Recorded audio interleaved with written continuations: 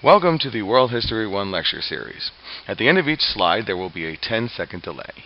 Use this time to pause the presentation and complete your notes. When you are done, push play and you will move forward. This lecture will begin in 5 seconds.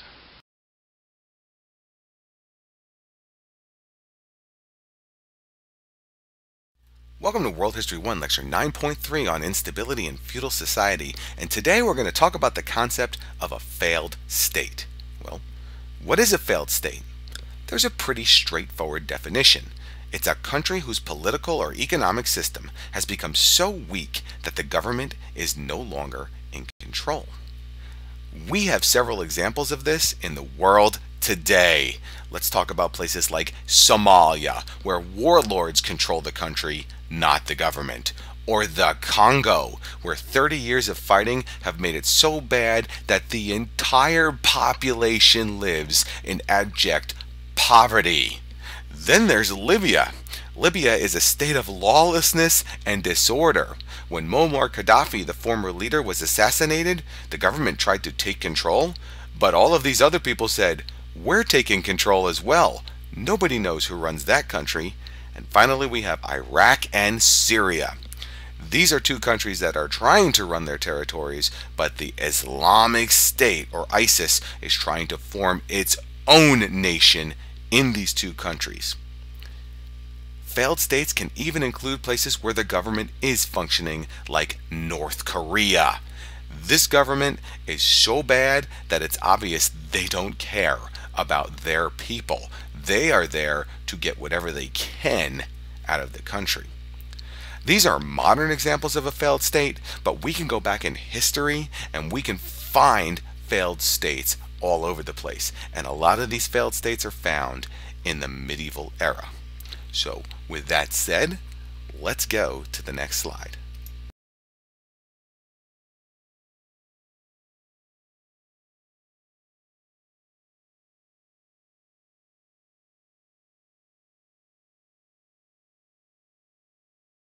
In 800, Charlemagne forms the Holy Roman Empire with the blessing of Pope Leo III, and it looks like things are about to get better. But it all falls apart again, and here's why. Charlemagne dies in 814 CE. Because of this, social and political order soon fall apart in the empire, and there is a civil war between Charlemagne's heirs. Everybody's fighting over who will control the Holy Roman Empire, and in the process, the empire is tearing itself apart.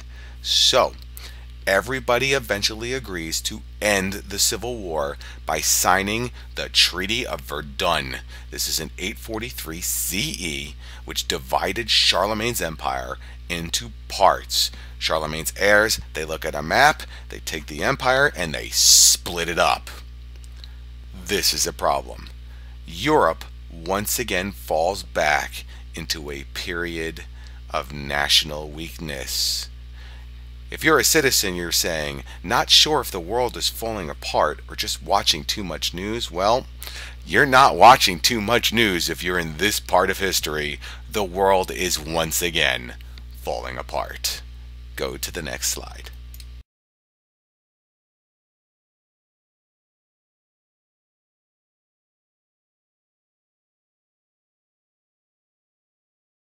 So now it's back to invasions and local rule, which worked so well last time, but now things are going to get much worse, and we're entering the darkest part of the Dark Age. Things go bad quickly without a strong empire, and there are successive waves of invasions, like the Vikings. Not those Vikings.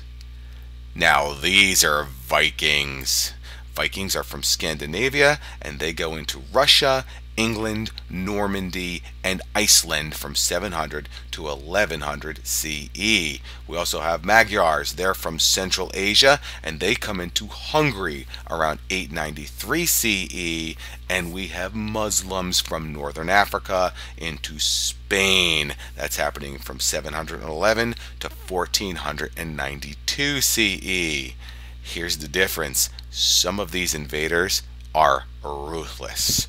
There is instability as people migrate from towns that are being invaded. And this leads to a decline in trade and the destruction of monasteries. For example, the Vikings look at England as a Walmart to be looted. They go in, they take whatever they want, they kill whoever they can, and they are trying to destroy Christianity. That is their goal. Go to the next slide.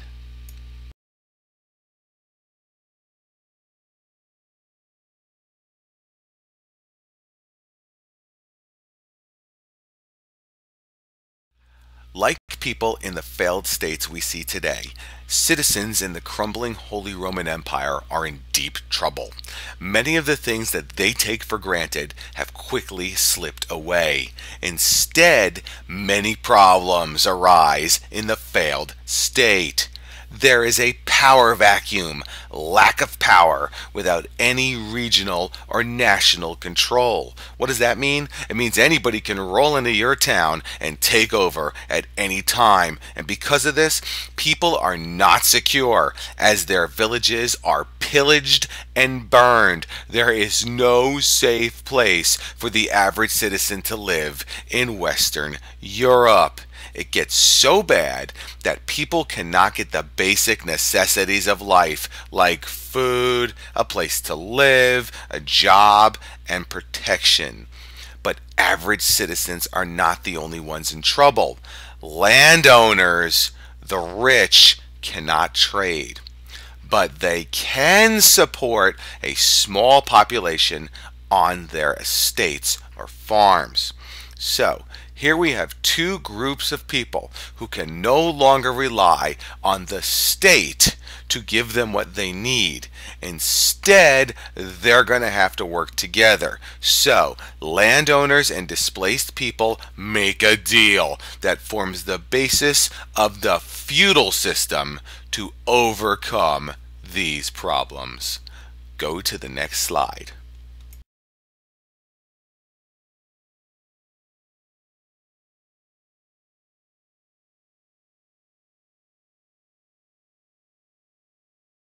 Feudal society is a unique social contract, and there are social, economic, and political aspects of the feudal system. Now, while this seems complicated, the basic idea is this: everyone needs to work together because they can no longer rely on the state. So let's create our own little feudal estate to understand feudal society. And we start with social.